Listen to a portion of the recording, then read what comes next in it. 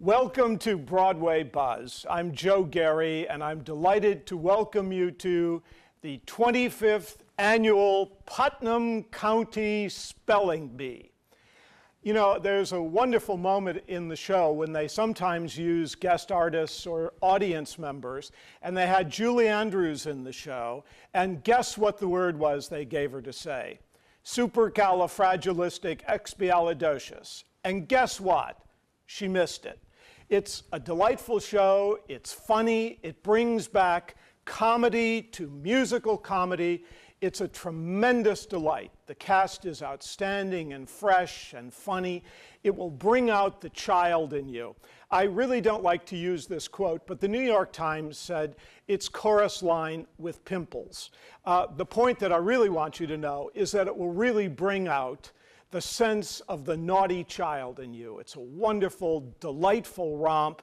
Because it's so creatively staged and inventively conceived, you have this notion of improvisation. You never know what's going to happen next. In one of the versions of the show, when they did it, they really had a champion speller, and they couldn't get rid of her, and they thought the show might last for 2 days. But finally, they were able to get her out of the show. And many of you may remember when this show was nominated for Tony Awards, do you know who their guest artist was? One of the presidential candidates, Al Sharpton. I would have voted for him simply because he had the sense of humor to be on a Tony Award and then to misspell a word and to be disqualified from the show. So it's a delightful show and a great romp. Before we get to the show itself, though, I really want to talk to you about the real star of the show, and that is, of course, its composer, William Finn. Now, many of you do not know William Finn's work, and I hope that this show will correct this. William Finn has given us some of the most exciting, delightful, touching, provocative scores that we have in the musical theater. He is sort of the king of off-Broadway. He has given us work that's inventive, imaginative, tuneful, and deeply original. So let me just take a few minutes to talk to you about Bill Finn and his enormous contribution to the musical theater. He is the Stephen Sondheim of off-Broadway. And even though you may not have seen his work, you can certainly look in the program, see the body of work I've described to you, and pick up those brilliant cast recordings so you too can be accustomed to hearing one of the great voices of our musical theater. Okay, let me just go back to Bill Finn. I first was introduced to his work in 1979. He had a wonderful little show off-Broadway called In Trousers. And In Trousers was about a kind of hero, Marvin, who has trouble with the ladies. It's a very funny, very delightful show. But very early on, we realized that there might be something wrong with Marvin. Lo and behold, a sequel was waiting to be written called March of the Falsettos, and it became one of the defining musicals of the 80s. It was the musical that spoke to the issue of being young, Jewish, and gay. And it was taken by storm. New York and New Yorkers loved this show. It was the first opportunity we had in a musical show to really be introduced to the world of a young man who was trying to come out of the closet. You know, William Finn has always talked about the idea of his music being deeply personal. It's sort of like a Spalding Gray monologue done in music. It's so insightful, it's so contemporary. You know, it's a little bit Oscar Wilde and a little bit Gertrude Stein, but it's enormously contemporary. He said as a young writer, he worked for years to find his voice. And I'd like to talk about that a moment, because it's that very voice, the nature of the music he creates, that's going to excite you so much with the 25th Annual Putnam County Spelling Bee. In his original voice, he wanted to feel very connected with who he was and who he is. And of course, who he is gay, Jewish, and a young American who's deeply connected to the values of the culture in which we live. You know, you ask any of your young friends, if you know any college friends, when you leave the theater tonight, ask our wonderful stage manager, Tony, what he can tell you about Bill Finn. He can probably sing every lyric for you that Bill Finn has ever written and hum every wonderful melody for you. Young people are deeply connected with him. It really has nothing to do with being a New Yorker, with being Jewish, with being gay. It has to do with having an ear for the contemporary culture. Just as a sort of interesting background for you, when he started writing, he said he reread all of Walt Whitman, because Walt Whitman had such a strong sense of himself and was able to write about himself so powerfully in his brilliant poetry and in his writings that he wanted to have a voice as clear as Walt Whitman's. Also, if you follow contemporary poetry, there's a young New York poet named Frank O'Hara, well, no longer very young, but certainly in the 70s and 80s, he was a young poet who had a very sort of hip voice. And William Finn, again, was so taken with the clarity of that voice in poetry that he wanted to find that clarity in his music. And I think one of the things you're going to feel if you were to take out a copy of In Trousers or a copy of March of the Falsettos and you play that album, after one song, you feel like you really know Bill Finn. And that's remarkable. I mean, most of our composers write sort of generic music that's right for the time, right for the place, right for the situation. But Bill Finn writes so specifically that you feel like you're reading a headline, that you're in the middle of something very contemporary and very important. But I don't want to let you think that he's only serious. His work is enormously funny, he's enormously gifted, he has a very offbeat sense of humor, he's created a wonderful body of very imaginative characters. Just for a moment, again, to go back to one of those early works. In March of the Falsettos, for example, here we have poor Marvin, who's finally come out of the closet and he's trying to deal with his gayness, so he sends his ex-wife to a psychiatrist. She in turn falls in love with the psychiatrist, and the psychiatrist comes and moves in with her. So it's a delightful sort of menagerie that's going on in Bill Finn's work. This show, March of the Falsettos, happened in the early 80s, and it was a wonderful introduction. Keep in mind, there was a whole explosion of gay literature in this period, novels and plays, etc. And this was sort of just pre the AIDS epidemic. And so this delightful show was embraced by New York, had nothing to do with its gayness. We just found the liberation of the story and the freedom of these wonderful characters delightful. Also, I want to bring up a name now, James Lapine, who was the original director of March of the Falsettos, who would really mastermind all of William Finn's work, including the show you'll be seeing tonight. So James Lapine's brilliant staging is still so indelible that if I sit down and listen to that recording, I remember every visual moment of that delightful show. Well, 9 years would pass, and in that 9 years, Bill Finn was celebrating really two major works now, In Trousers and March of the Falsettos. He was sort of the king of off-Broadway. But in those intervening years, of course, the AIDS epidemic happened, and it decimated the art scene, not only in New York, but in capital cities all over the world.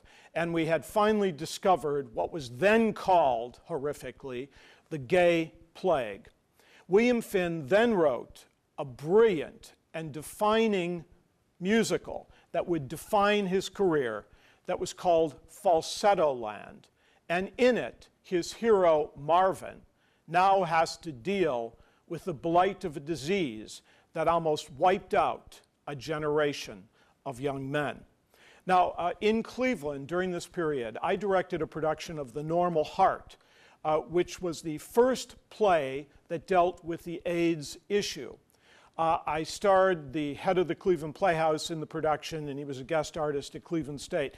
It was the first time the word AIDS was put into The Plain Dealer. When the Theater Review came out and it talked about this being a play about the AIDS epidemic, it was the first reference in print to that horrific disease. We subsequently ran the show for several months at the Cleveland Playhouse.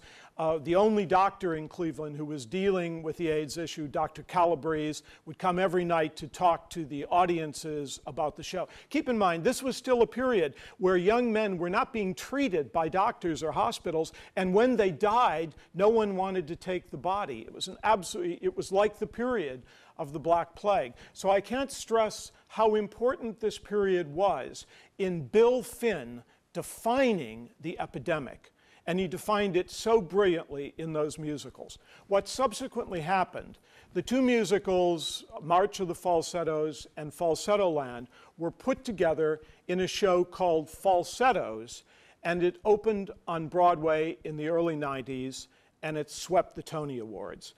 Keep in mind, this is the period of Angels in America. This is the period where Philadelphia, the brilliant movie about AIDS, was made. And finally, the world became sensitized to this terrible disease. Now, little children talk about the disease. But what I want you to be aware of is the power of Bill Finn and that beautiful show in bringing that issue to the mainstream. Sadly, Bill Finn's show never really toured nationally in that period.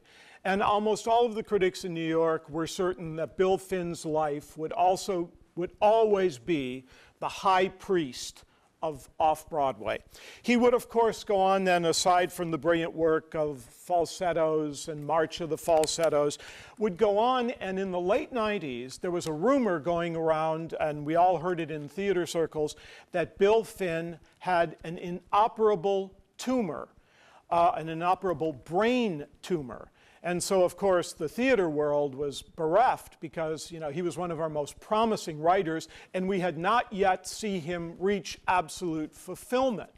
Well, lo and behold, Bill Finn didn't die of the disease, and lo and behold, medically, the disease, the brain tumor, was taken care of. And what did he do about it? He wrote a musical called The New Brain.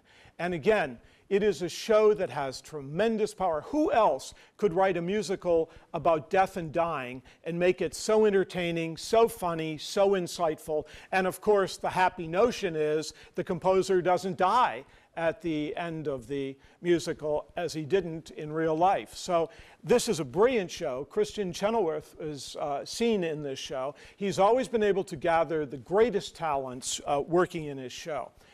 He then created a work. He was so full of energy and joy, knowing that he hadn't died of the disease, that he created a sort of nightclub act called Infinite Joy. And Infinite Joy is a total delight. It was presented at Joe's Pub at the Public Theater in New York, and happily it was recorded. And it's a monumental piece about the celebration of living. And Bill Finn, who is a sort of 6'2" giant, performed in the show. And he's a force you really have to deal with. When you see a 6'2" man braying and singing at the top of his lungs and singing from his heart, you certainly have to listen to him. So Infinite Joy is really a wonderful show to listen to. And then finally, just prior to the work you saw, he gave us a brilliant work called Elegies. And Elegies is about all of the people he has lost in his life. His mother, friends who have died of AIDS.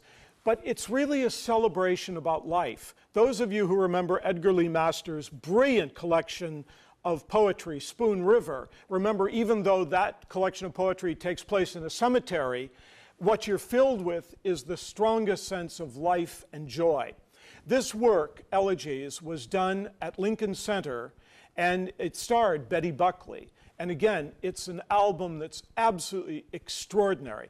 It is my wish that someday Playhouse Square and their 14th Street venues will consider doing Elegies, because it's a brilliant work and should not be lost to us. But all of this in preparation for the 25th Annual Spelling Bee. Now, the 25th Annual Spelling Bee really happened by accident. It was very clear that William Finn wrote what we call song cycles, meaning that he wrote music with no dialogue, yet he told a tremendous and very dimensional story in all of his work. So each song was sort of like an autobiographical insight into William Finn's life, and an insight like holding a mirror up to our lives. I mean, the thing I've always found so ironic, when you listen to Bill Finn's song tonight, he writes for America. It's not that he's writing only for New Yorkers or only for hip, very liberal people. He's writing for all of us because he's writing about the human condition. In any case, he got a phone call from the wonderful playwright Wendy Wasserstein, who wrote the Sisters Rosenzweig and the Heidi Chronicles. And her nanny was in a show off Broadway, and it was being presented by a very improvisational group called The Farm. And basically what it was a takeoff on spelling bees. Wendy Wasserstein thought it was so funny, she said, you know, Bill, you've really got to see this. It really has to be a musical. Bill Finn also teaches at New York University, and it wasn't that Wendy Wasserstein was thinking that Bill Finn would do a musical about a spelling bee, but she thought one of his students might be interested. So she said, it's so funny, it's so original, it's so fresh, let me send you a videotape. Thank God for videotapes, I might add. I wouldn't be here with you today if it wasn't for a videotape. But in any case, they sent a videotape to Bill Finn to review the show. He fell in love with the show. Keep in mind the notion of spelling bees. We've seen it in literature, you know, for over a century. The spelling bee was invented in America, actually, in 1925 in Louisville, Kentucky. It became a national event, and of course, it's one of our trademarks of childhood to watch children go through a spelling bee. In any case, right before this work happened, we're in the period of 2004, 2005. Right before this happened, several events happened in other art forms. There was a made-for-television movie called The Girl Who Spelled Freedom, which was about a Cambodian girl who found her freedom through a spelling bee. There was a wonderful novel in 2001 called The Bee Season that was turned into a beautiful movie called The Bee Season in 2005. And there was a play by Lee Blessing during this period that was called, had a very obscure title, and it dealt very significantly with the issue of spelling bees. So it was sort of in the air, and people were playing with the idea of what can we do with the spelling bee. The Farm took it and made it a wonderful vehicle for improvisation. They would have audience members join the show, which is what happens to you when you see the show. So in any case, Bill Finn fell in love with the show, and he decided that he wanted to write the music for it himself. He said it was as though he was channeled, that everything just sort of came to him at once. The group had set up wonderful and very innovative characters and set up a sort of situation. All of it had to be fleshed out. So in a very clever and important way, what happened was Rachel Scheinkin, who is the book writer of the show you're seeing, was a student of William Finn's and a wonderful and very sassy writer. She wrote in a very quick, clipped, wonderful, comedic way. And so she took the material, revitalized it, revised it, reshaped it, and turned it into a very sophisticated script. The show moved very quickly from this point. Bill Finn wrote the music very quickly, and it played at the Barrington Theater, which is a wonderful summer theater that I really recommend you consider going to. I've written about it in the program for you, so you can look it up. But sometime when you're in the summer and you're in the Berkshires and you're on a summer trip, it's one of the great summer theaters we have. And the Barrington Theater then quickly mounted a production of the show, still having another strange title. And at this point, it was clear that they had gold. So the revision of the script, the creation of the brilliant music meant that they had to bring in James Lapine, the longtime director collaborator, of course, of William Finn, and together they very quickly created a new show that appeared off-Broadway at Second Stage. Now, just for a moment, let me remind you, you realize the power of Avenue Q. That happened the year before this show. And Avenue Q is about similar things, young people